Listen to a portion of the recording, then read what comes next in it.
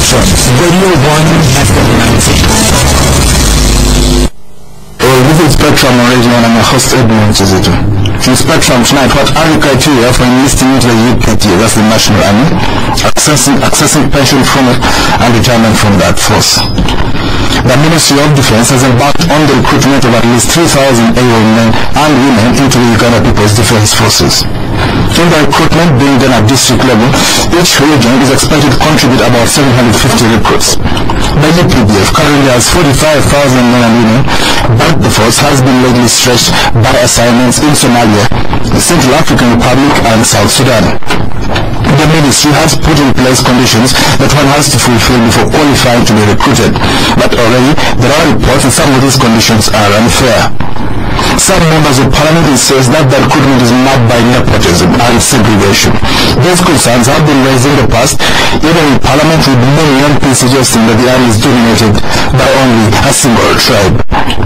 While the Ministry of Defense has repeatedly indicated that some tribes are hesitant to join the forces, the MPs have insisted that some people are transferred from preferred regions to fill up their district quarters in other regions, leading to the current also as alleged imbalance. The ministry is also handling matters related to pension and gratuity for the soldiers who retired. The ministry reported to Parliament recently that it requires about ₦1 trillion to meet this obligation. The recruitment and handling of pension and gratuity is raising fresh concerns about a fleet of UPDF soldiers who want to retire but are being retained against their own will. Most of those pushing for retirement are said to be aging and rebound, a situation that is commonly referred to in these parts as being one category. In its report to Parliament during the just concluded budget process, the Committee on Defense and Internal Affairs warned that holding such people back could lead to security challenges should they decide to escape instead, like one of them did at the level of a general. So tonight we look at the ongoing recruitment exercise by the UPDF and how it's handling pension, gratuity, and retirement of soldiers. Our guests tonight, Major Henry Obbo, Deputy Spokesperson of the Ministry of Defense and the Uganda People's Defense Forces, joining us on this. Major Obbo, welcome to Spectrum. Thank you very much. We also are joined in the studio by Mr. Kalyegira, a veteran journalist, editor of the Kampala Express, which is an online newspaper. We most welcome Mr. Kalyegira. Thank you. Major Obbo, why is the UPDF recruiting more members now? We are recruiting part of the routine recruiting that we have always been carrying out. We were aware that last year also recruited, the previous year also recruited. So it's routine and as per the mandate and as per the law governing the country, you know, UPDF is mandated to recruit as per the law from all districts according to quotas as approved by Parliament. So it's a normal process. What about you retiring people recruiting? What's going on? Someone who retire can't even pay them. You know, definitely, you know, as a system, we are supposed to have determined that how to go. It's also important to know that after a certain period of time, definitely somebody will need to pay retirement too. So this kind of arrangement that definitely retirement has to take place. Meanwhile, also it's important to know that we always need fresh blood at a certain moment for an institution to continue the purpose of continuation. So that's why we always have to continue recruiting, and at a certain time, certain people also retire. You can't stay in the army forever. Have you paid all retirees? No, we haven't paid all the retirees. Why? First, there are budgetary issues, as we are aware, we have quite a number of them. But the government is doing all the necessary to ensure that the persons who are demanding their pay have been paid. But there are some people who are ready to retire without pay, but you don't want to let them go. Why do you conscript them? Well, someone needs to retire without pay because that's the right.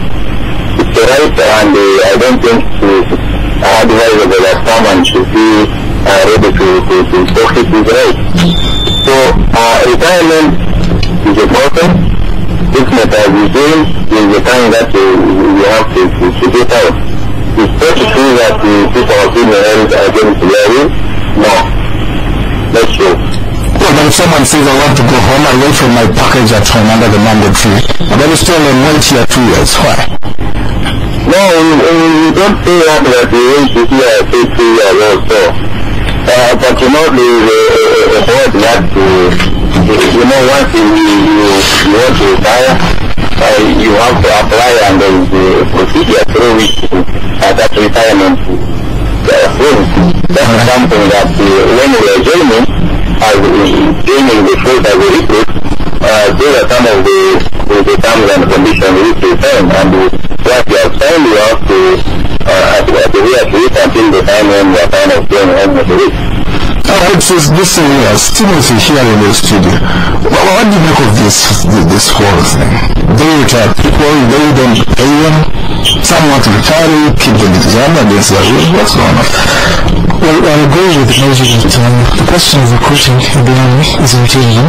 Shouldn't be making news. It happens all the time. Has been happening for decades. It happens in police forces, happens almost everywhere. It used to happen in civil service before it was seriously downsized. So that particular matter, I think it shouldn't be news. Only so far it's taking place, but not news in any sense of controversy.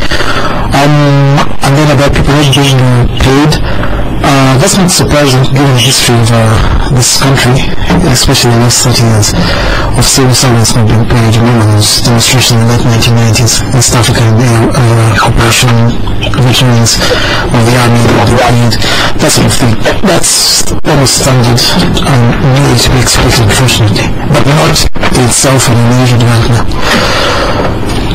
Well, without being complained that most people come from one region, is that something that you've come across as a journalist yourself? Yes, I've come across to where ironically and interesting. They do come from one region, but not the region most people have in mind. Which region do they come from?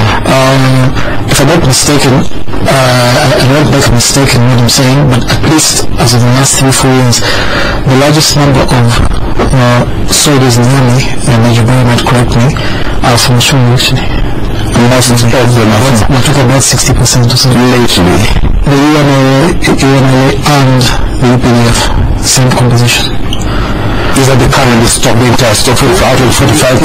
Is that in the last year? Well, this might correct us, but it's not the region that most people have in mind. But because many of the senior commanders, for what the army says are historical reasons, the topmost commanders, and especially those of what looks like the elite presidential guard now, Special Forces Command, come from the region. That's the perception. The West, most of them come from the West, the commanders. It's just like there is this perception of Brazil is a black country because of Brazil only in terms of football, which is mostly the black players, but it's actually majority white country, so that's the perception. Well, listen, this is Spectrum Radio, and tonight, what are the criteria for enlisting into the UPDF, that's the National Army? What is the criteria for accessing pensions and retiring from this national office? So I guess Major Henry Obbo, Deputy Spokesperson for the Ministry of Defense, also the Army, UPDF, and Mr. Timothy Kalyegira, editor of the Kampala Express, which is an online newspaper. Major Obbo, how do you recruit into the SFC? Recruitment into the army. But the army, the SFC, are allowed to join the Special Forces Command tomorrow. I'm telling you, they have very nice uniforms. Let me tell you about the recruitment. So recruitment is done on a quota system, basing on the population of a given district. And if say this year a certain district has not fulfilled its quota, it's carried on. We are having such cases in Karamoja where there have been cases of few people joining because many of them are not, by then they are not capable of meeting the required standards. But I must tell you, this time around it has changed. We're in Gabon for the last 2 days, and the numbers are very big. We are coming up for the recruitment. Which region dominates the army? I wouldn't say the region that dominates, that has been a common talk. But we had a historical issue of the Bush War. Of course, we are aware about it, though other people try to politically do it here and there. The Bush War struggle around the Wero area. Yes. So when you find a number of persons from say the Wero coming, a number of them who are within a certain age group, who are in the force by that time. It doesn't mean that the UPDF is not a balanced force.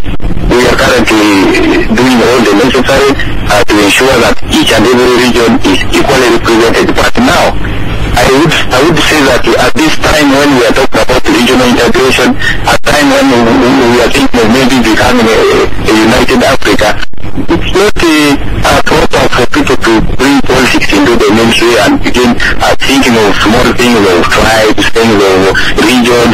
We should be looking at now ourselves as Ugandans, as East Africans, as Africans.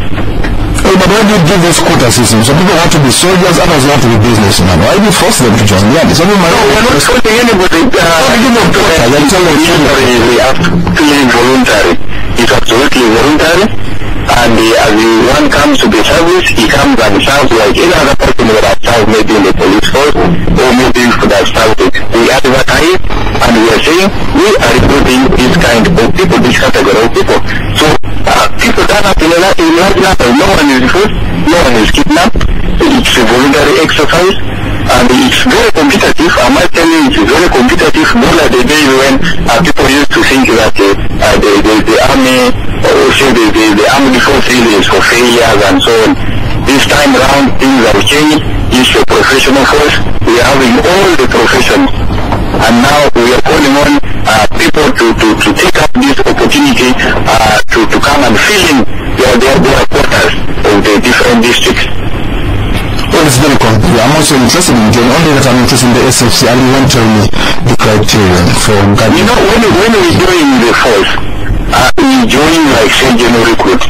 Then after that, there are certain, not each and everybody has not each and everybody has talent in one position or the other. After that, this general recruitment, people are identified according to their capabilities. Not each and everybody is capable of doing everything. That's why it's in the cool who win the goal, or it is the politics, but not me. So people identify according to their capabilities, and they are developed. That's where now since special forces are selected, because not everybody can go into the special force. You must be having some other activity. Just as the word special means. Special.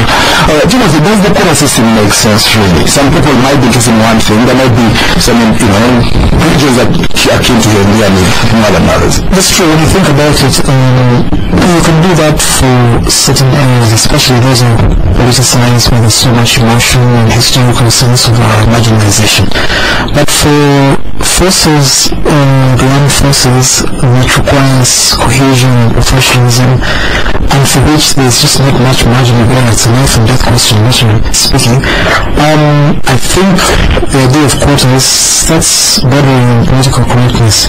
Because yes, as you say, some tribes and regions might have almost like a warrior tradition and should just be allowed to basically dominate. It should just be essentially when it comes in the best.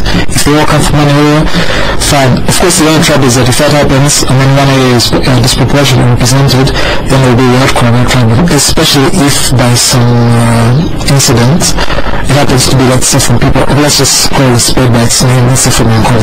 Then there will be the outcry that this is a personal army and everything. But I think in terms of serious military matters, doctrine, training and deployment, one should just look for the best. Doesn't matter where they come from. And for example, like right now, the best athletes in the country, the long distance runners, come from the area we know as Kalyegira, enlisting in Uganda. So be it. Kenya's leading Olympic and world champions are essentially from just one little part of Edmond. So be it. So it should be, Obbo should even know this. Athletes are good when they come from capture because of accidents. Maybe we should do the same thing. Take us back to the colonial army. How did they do all those people? Well, the colonial army did what armies do. It looked for the strongest, it started off from that point of view, and very importantly, it looked for discipline and loyalty. very, very important point to mention, because the perception has been since 1971 when the government of Idi Amin, the army commander, came to power. And because Idi Amin and Tito Kero recruited Amin to the army, and Brigadier Okoye's and Wallace were semi-literate men from King's African Rifles days, then when the Idi Amin history unfolded in Uganda, people did this retrospective look and began blaming the British for so-called recruiting literate people, although they actually looked for the most capable and loyal people. Very, very important to note, if you say they recruited some literate people, in 1956, up to 1956, there was only one university in South Africa, Makerere. That's why the US and Mikey Bankis came to Uganda. So if there was only one university, just think of the armed forces. They just took the best of the time.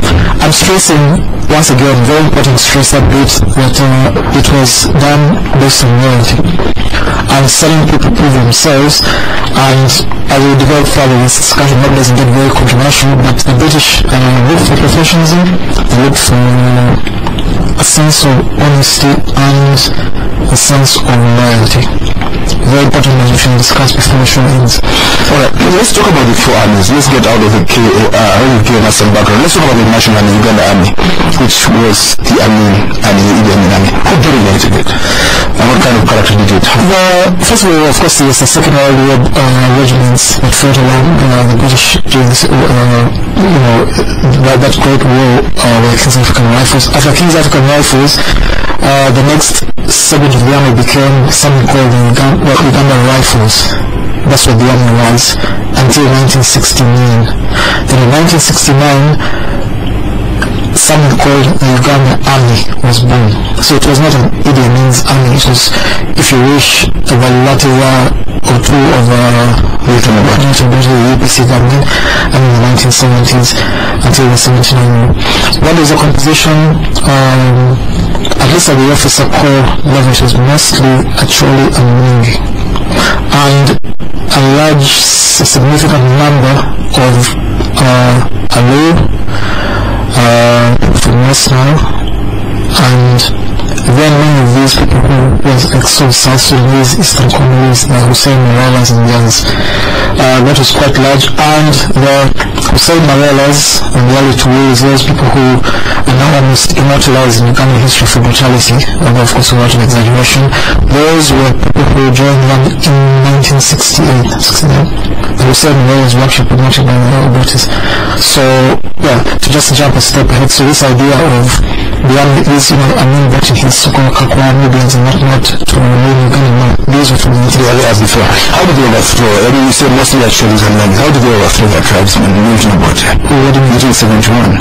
Well, one of them is quite a long story, but really summarize it, is that from what I've been able to research in subsequent years, there had been a plan, I think, actually very strongly suspected by the British and backed by the Israelis to some degree, but especially by the British, to remove this government that had become radicalized, that had gone to the west, that had, to the east, that had abandoned the west, that introduced essentially the common man starting in 1916, that socialist radicalism of Milton Obote. The original plan was that when Milton Obote goes to Singapore for the Commonwealth Summit, he is replaced by his cousin and head of the General Service Unit Intelligence Agency, Adoko Micholo.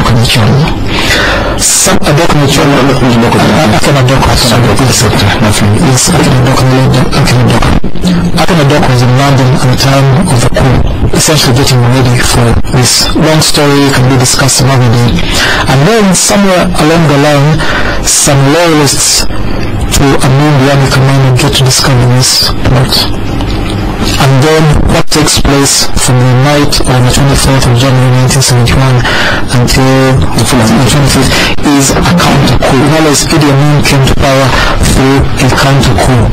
But the original plan was for Akinadoko to replace government. That is why you might look back and say, when the UPC government comes back in the 1980s, Akinadoko, Obote's cousin, does not come back to Uganda. That's true. Very few people know history. I was close to that. There was a mentor President Joel Museveni. That's what I'm saying. Actually, he was not just a mentor, he was head of the General Service Unit, and President Museveni was not just in the General Service Unit. President Museveni was one of the first people to join a unit within the GSU called the State Research Bureau. That's many of us to know this, but that's a fact. Well, it's interesting because the State Research Bureau was a counterintelligence unit within the GSU. Well, that's remarkable. Major, but we'll take a break in a short while. When we come back, Major, well, tell us the qualifications for joining the many people might be listening. They want to know how they join the army. Where do they go?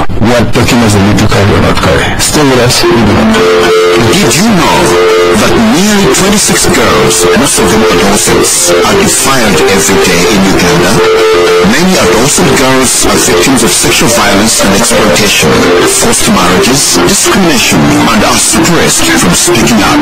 Investing in a girl can give her the power to change the world. Support Plan Uganda's Because I'm a Girl campaign by empowering adolescent girls to end the cycle of violence. Don't put me down because I'm a girl. This message is brought to you by Plan Uganda and its partners. When you next book a trip from Entebbe to Dubai, choose Fly Dubai. Our fares in economy start from just $399 returned, and they include all taxes and a checked baggage allowance. Visit flydubai.com, contact your local travel agent, or call Fly Dubai on 0414-359-392 and book your trip today. Terms and conditions apply. Sorry, my dear. May I put my shopping bag here? Oh, no problem. Thank you. I love the new taxi park. It's much cleaner. Agreed. And speaking of clean, the session looks interesting. Have you never seen it before? Look, it's the no living powder from Bukwano. I had to try it. Oh, is that Mama? I've heard about it.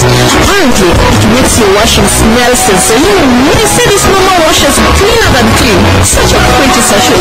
Yes, and I'm told that Mama cleans and softens the washing in a unique 2-in-1 action. My sister says the color's still bright too. Save money, save time. And get the fresh fabric softener all in one with new Mama laundry powder. I think life just got a little easier. Mama knows best. Discover new Mama 2-in-1 laundry powder from the fan and wash cleaner than clean. Wash so wash. Spectrum on Radio 1 every night. Welcome back on Spectrum tonight. What are the criteria for enlisting into the UPD? That's the National Army. Accessing pensions therefrom and retirement from that. For our guests tonight, Major Henry Obbo, Deputy Spokesperson of the Ministry of Defense and the National Army, and Mr. Timothy Kalyegira here in the studio. Editor of the Kampala Express, which is an online newspaper. That's very small. But we will be calling later and talk to these guests of ours, ask them questions. If you will, Major Henry Obbo. Hello? He's on the line for us. Major Obbo, hello? Yes, please. What are the qualifications for joining the army? So basic recruitment, we want Ugandan citizen. Of course, that's the number one. And the senior 4 certificate holders, 4 persons having equivalent to senior 4 certificate, which was attained at least not earlier than 2012. This is the category that we are targeting this time. But also on the other hand, we will also be recruiting medical personnel. These are medics, mainly anti-clinic doctors, enrolled nurses, midwives, and we also need psychologists. So this is the category that we are looking for.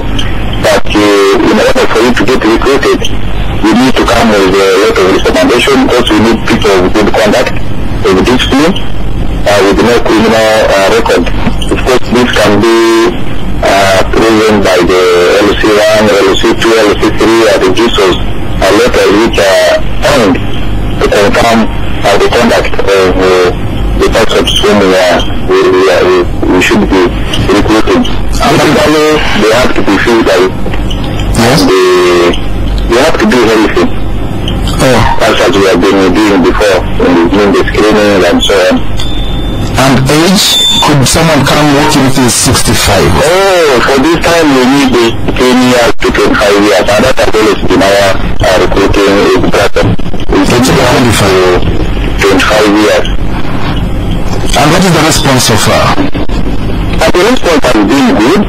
As I told you, even the areas where I initially used to have a problem of getting quotas, like in Kampala, we are overwhelmed by the numbers, meaning that I believe the Department of Universal Secondary Education and UP has also reached to that solution. The impact has been felt because we have a number of people like Aramoda and all other places like when you need to start to you get 600. And that is across the board? Is that countrywide? Yeah, countrywide. The response has been very good. There is no place that we have got less than 300 people. Right. That has happened in the recruitment, at least for the last 2 days that we began. And this exercise is going on until the 26th of this month.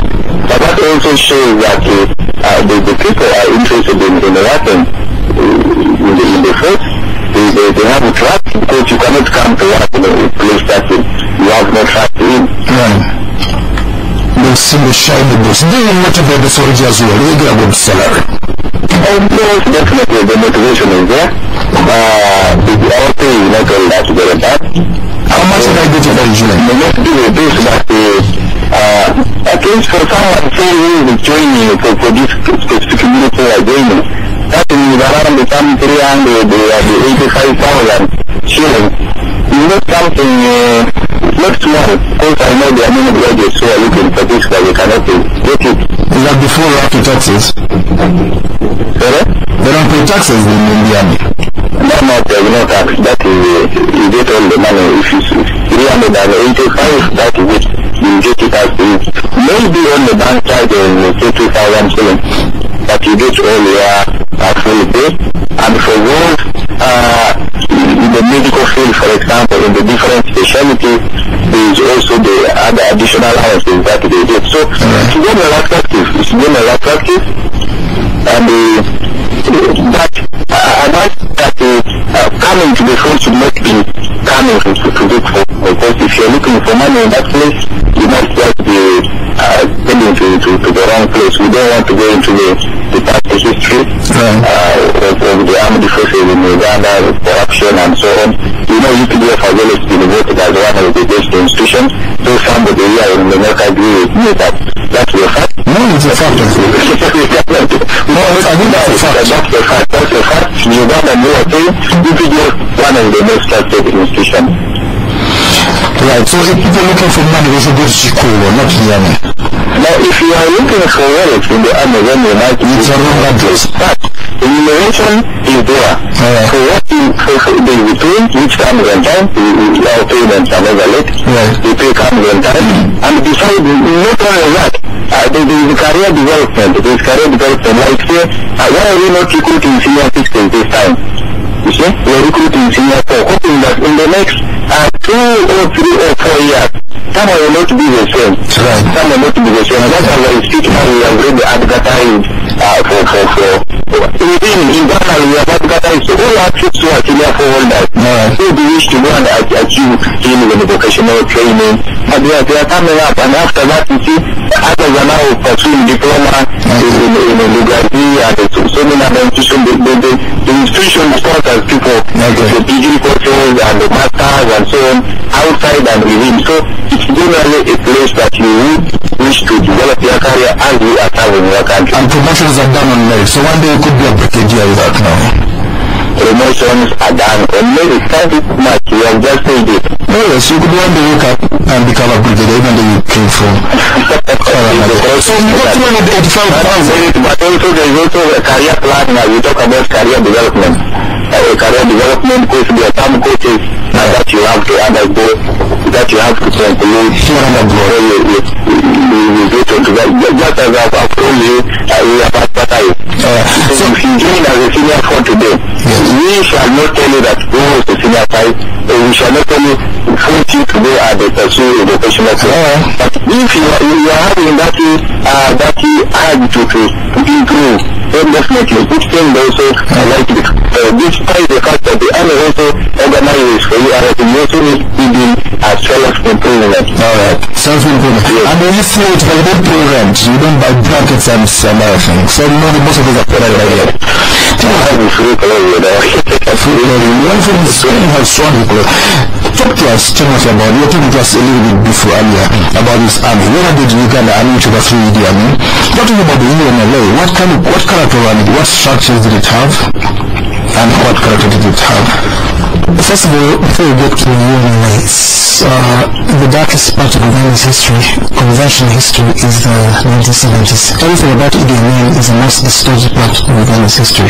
So I need to let you know that the Uganda Army of the 1970s was a professional army. Oh really? Surprisingly, despite all this distortion that you imagine. Why did they be a professional army? They are professional Marines and they are First Marines, no, but you can say, well, we have those people, but it's just not true. It is always propaganda by these people fighting the main gun from the 1970s. I spoke to the son of one of the Marines early officials. He was the Marines first press secretary, and he said he was from Western Uganda. And I said, what did your father say about the army? And he said the army managed control of the army. It was disciplined, very important to mention. Disciplined? It was disciplined up to... I think let's see about just it was disciplined up to you. But you know, that's why you need to bring a few more researchers into this. Let's hear this from you. I mean, as a young child, I would make some brutality from these soldiers. I not far away from my barracks. I could see it as a young child. So many people using broken bottles. No. The things that, I mean, let's first talk about, we're talking about as an army, because you've seen, I mean, in our minds, the British and American armies are professional, so. But you saw what happened at the grade, you've seen what happens at Guantanamo Bay and whatnot. I'm talking about this generic thing built in. The army essentially, basically, was this sort of bit. With its ups and downs, you know. Let's leave out the national army. That's a contentious point. I don't know exhausted. Maybe you'll end up saying I never killed anyone. Let's talk about the national army. That's what is driving to us. Let's get to the middle. One day we'll have a show. This is saying that was a professional contender. What would you call it? It was a professional army. Even when, if you want to talk about UNLA, these are deep points in our able to exhaust now. Well, the UNLA was formed in 1979. The merger basically of three fighting groups, anti-union groups, the Uganda movement, of the anti-Kalyegiras, the Kikosi Maalum, which is I think for special force or something, the military battles, there is a little joke, and the Tito Kala faction, the Paul Bata faction, then the Front for National Salvation of the Lower Museveni's. These three really formed the bulk of the UNLA that came from Russia, Tanzania, with the Tanzania Rejection Movement to Uganda, and from that first part of the army, the UNLA. That first stage. Right. So let's talk about the UNLA. What kind of character did it have? Was it a good army to have? Was it not a good one? They were friends, they had leaders. Yes, again, it's a complicated story because this was not an army that essentially for 9 years had been based in Uganda. These were three, especially two fighting forces, FANAS and Kikosi Maalum, that came from the National Army. In the same way, many political groups from the UNLF, different groups, fighting groups, the First Kalyegiras, the FANAS and whatnot, which is why that 1979 to 80 period was quite unstable, because there were all these egos and whatnot.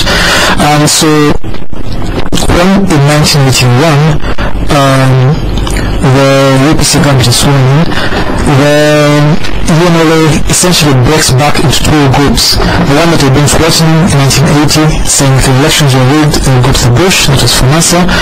FANASA then essentially breaks away from the army and returns to guerrilla warfare. But in January 1981, the army began recruitment. The recruitment began scoring right now. And early recruits were at Kalamba Infantry Training School. And in fact, that's now, to just let you know the timing of the attack on Kalamba. when the army is most vulnerable. When you hear these heroic stories of the army of Takabamba, Tumini is not in the first show, it's really the open fire on people who are essentially in the mysterious line to do a parade and whatnot. That's just what the story was. Well, it's like cutting a school career. Let's talk about the UPDF. Let's manage the NRA. Is it a professional army? As it is now? Yes. By and large, just one or two branches of it in history. There is that, there are three branches. There is the Guerrilla Army from 1981 that is ragtag, hit and run, and people's protracted war Maoist style. But around 1984 starts gaining nearly equal capability with the distant integrating the UNLA. Then in 1985 they are now at par with the NRA, slightly more powerful, the NRA having cut Western Uganda, remember that's the part, and 6 months later it was Uganda, and now becomes the national army, the NRA, that is from 1981. Its original name was the People's Resistance Army. When it merges with the UFF of the Samson Kisekas and the Mrs. Chivanga, that soon becomes the NRA in 1981. So, there's that first stage in which this former guerrilla army is running the affairs of Uganda, I think until about 1996, when it becomes a UPDF. So, the UPDF is, for lack of a better word, I suppose, professional. What remains to be done? We don't have to keep say it again that you're professional, you had it from an independent source. What remains to be done for this national army? Yes, you could be just like a professional person. Hello? You are definitely a professional person. We've already said it for you. What remains to be done? Yeah. That's what you have a Air Force example in Russia. As it has been, you can see it for yourself. That very force that he's saying that was a professional force. I don't know what parameters he uses to talk of professionalism. Let's talk about turning against the people, turning against the constitution, not guided by any laws. But now you are aware that UPDF is guided by laws. You are aware that the discipline is force, and of course discipline is paramount in agriculture. Anything to do with professional, you will never have succeed the field of professionalizing a force if it is an indisciplined force that is killing people, that is robbing people, that is knocking on people's doors, raping women, and that's not UPDF. UPDF now is definitely a professional force. We may not have achieved 100% professionalism, yes, because it may not be easy achieving 100% professionalism, but I think we are somewhere, and that explains the reason as to why even we are succeeding in going to the world people, where the so-called those that they are referring to as a professional force, they have not attained much like saying in Somalia. Let's talk about this a little bit. We have 1,600 force, you see? 1,600 for 1,600. Building up into a government. Let's talk about the future. After 20 years, 2 decades, you see? Let's talk about the future. What we are talking about. Professionalism. What we are accompanied by training, accompanied by the model recruitment, the type of the category of people being recruited. Let's talk about it. What does the UPDF of the future look like? You want to have a Air Force, maybe a baby, and you have an Air Force with some Sukhoi jets from Russia. You will not manage just a bit of contest for that. What kind of future I will not go into discussing what kind of assets we have, but as far as we have what is capable of protecting this country. We are capable of fulfilling our mandate. We have kept on developing from the NRA into now a national force, the UPDF, with the Air Force, then they are having land forces, not just for the sake of nailing them, but you can see the equipment. You can feel it when you go to operation, when you go and see these different armies coming up and coming together and operating, you know that you have a professional force. Those people who are in Juba, they will tell you UPDF is a force that you have never imagined the capability capabilities that the UPDF have. I'm very sure. Responding, this is part of professionalism. Responding in less than 5 days to the reaction force. These are the part of the professional. It's training that's the quality of the troops that we are having. This is what we call professionalism. Let's hear from the listeners. And of course, very soon we give us a beauty contest. The army is going places. This is Spectrum Radio, and you can call in now. Our number 0414-348-111, 031-226-0390, 031-226-1390. When you call in, please tell us your name, also tell us where you're calling from as we discuss this matter. What are the criteria for listening to the National Army, accessing your pension, and retiring from that force? There has been this hulabaloo about people not being retired. Do you get the feeling that people are being retained against their will? Well, first of all, there's that episode in 1999 when Kizito essentially almost sneaked into the army, wrote in a statement to the military, and essentially went out of the army before he could be trained. So people like General David Sejusa in Fuza were speaking about those in the army who want to retire but are not allowed to. Which brings me to a scenario point. The army is, by Africans, at least East African standards, it's a professional army, but I think it's a partisan army. We have a caller on the line, I believe.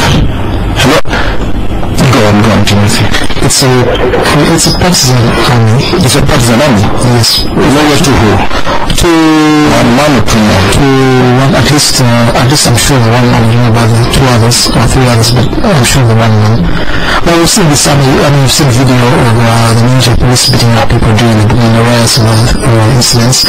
When this was returning from South Africa, the day of the president swearing in, people from the state-owned government, yes, journalists from the state-owned newspaper, the New Vision, continued that their cameras were smashed by the army. This is the New Vision. So it's not as if it's an opposition point of view. So if you talk about indiscipline, that's why this question of indiscipline is a bit of a complicated one. We've seen to the American Army, the British Army. I'm glad he mentioned the want to recruit psychologists. This one of the missing links. You know, these people when they fought in these wars, you can imagine people like Museveni, President Museveni, fighting from war. He's never been to a military college even for one day. Yes. And then he's been fighting all these wars. They come in 86 and none of that transition to normal state life has gone on. And some of the crazy things they did in this country, his reports that were published, today we still a lot of these things that are going. The army is somewhat professional, but I think partisan. It is partisan. It is organized in discipline. So you mentioned one military politician jobs killing people in Yes, it is so. With photographs of them. Then because there's no overt opposition to the army, that's why they behave themselves nicely. That's why I say that the idea of recruiting psychologists to them might be a new and important stage.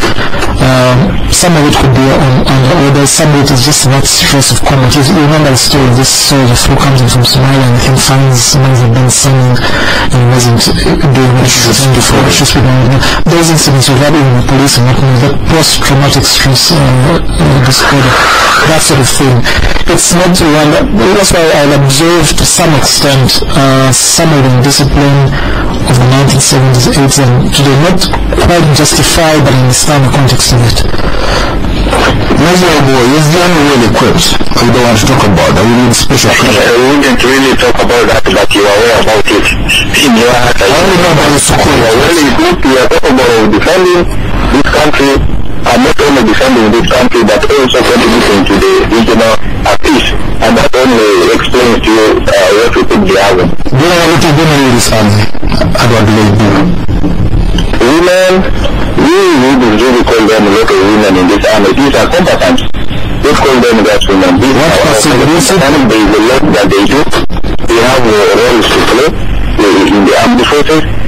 They may be female yet, but remember they also have equal opportunities to employ them. So we wouldn't really say that there shouldn't be any ground for it. So we have a lot of women in the army. They're doing that same job that I am doing. They're doing that same job that any other person is doing. they are not only here in Uganda, they are even operating outside the country in volatile areas like Somalia, and they are doing very wonderful jobs in that place. So they are serving their country. That's what they are doing in the army. What will UPDF be doing in NADS? NADS, that's supervisory work. That one has been said also, and been said again. They have been this misconception that UPDF is maybe trying to take away the jobs, but also you have to know that as part of that professionalism, you must be having a force that is capable of not only fighting, but also a productive force, and that's part of the mandate of the UPDF. They gave you NEC, the National Enterprise Corporation. You couldn't manage it, now you want to manage NADS. You will succeed. No. We are not really going to manage that. It's very well, and has always been explained. And also, you know that we have always been successful in most of what we have engaged in. You remember the revenue, without revenue authority at that time, there were quite a number of troops who contributed a lot fighting against the rise of smuggling and so many other things. So the UPDF, institutionally, members of the UPDF can be seconded to work in any other place, and they, as a professional force, can be able to contribute. Take example of now the railway. About construction of this railway. The last time I tried to construct the railways in this place, if I'm not mistaken, I think they were the coolest. And we may not be having that capacity right now within the but we are having it within the military. And this is something that you must be proud of, that we are having a force that is not there just to fight, but a force that is capable of contributing to the development of the country. Yeah, but you talk about professional army. Some of them, people just told us here, if you just total indirect to one man, you became 7, it's found. And they salute Edmond if he became president tomorrow. Sorry? So you can just army salute a civilian if you want an election. This is an army that is non-partisan, and we have always been mistaken. There's been too much politics in this matter. So this is the force that tomorrow, if you elected my brother, tomorrow you are elected as the president, you will be the commander-in-chief, and we shall salute you. So really? Definitely. Yes, why not? But President Museveni said a piece of paper can't remove him from power. What did he mean by that? I wouldn't really be talking about the political part of issues, but as of me, I speak for the part of the military. And what I'm telling you, the part of the military, the commander-in-chief, who is elected by the people of Uganda, that is the commander-in-chief. We are not partisan. And we also vote like any other person. Do you have many deserters? We vote like any other person. Oh. And you could vote message. He's also from a soldier, like you. Do you have many deserters? I don't know what people have in their heart. I don't know what people have in their conscience. But each and every person has a right to think of who he thinks he can vote for. Do you have many people deserting the army? Desertion, that's a matter that has been handled. We have not been having new cases of desertion of recent. We haven't had those cases. The most ones there about a year ago, but we haven't had the cases of that. But there are quite a number of reasons that come and make that. Not that the situation is bad. People have their own problems. People have their own things. But however, it's criminal, and what we are saying, what you have done, you have to help the country. When you do that, you are cheating the people. You have to go back before you go to You have been trained to do a service, and you have to do this service for the people of this country. We have to go, but just before we go, Timothy, is there any completely out of our politics? We will salute Edmond became president. That's just why I said you can have a professional army, like the ones we see in Pakistan and Thailand, just to give 2 examples. Professional armies, absolutely no question. But then every once in a while, during a crisis, especially politics, they intervene. They take sides. Yes. So that's what I think the UPDF is like. It's similar to one. Fully professional. That's what you think. No, what is a number? That's not the reality. What you think. You have the right to something positive about the thank you very much. Our guest like Major Henry, the Deputy Spokesman of the Ministry of Defense and the UPDF. Thank you for joining us on the line. This is Kalyegira, editor of the Kampala Express, which is an online newspaper. Thank you for making the time results. He's a veteran journalist actually, and a very, very good, and it's giving us perspective here. Thank you for tuning in. I've been your host Edmond. So apologize for the lines. Some of you couldn't get through. We'll rectify them, so you can call in tomorrow. Introducing FastJet, East Africa's favorite airline. FastJet now fly intended to Dar es Salaam 4 times a week with fares starting from only 140,000 shillings. With Dar es Salaam less than a 2-hour flight, FastJet can get you there faster and for less. Book your ticket at fastjet.com or call 0750-080-190. FastJet, smart travel. Please note, fares are one-way, exclusive of government taxes. Sorry, my dear. When people shopping back here? Oh, no problem. Thank you. I love the new taxi park. It's much cleaner. Agreed. And speaking of clean, the session looks interesting. I've never seen it before. Look, it's the new laundry powder from Bukwano. I had to try it. Oh, is that Mama?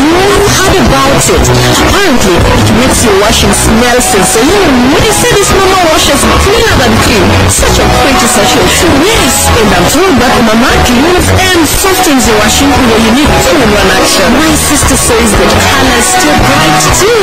Save money, save time, and get the fresh fabric softener all-in-one with new Mama laundry powder. I think life just got a little easier. Mama knows best. Discover new Mama 2-in-1 laundry powder from Bukwano and wash cleaner than clean. Wash after wash. Legitimate whiskey is different. I am proud that we can now enjoy quality and taste.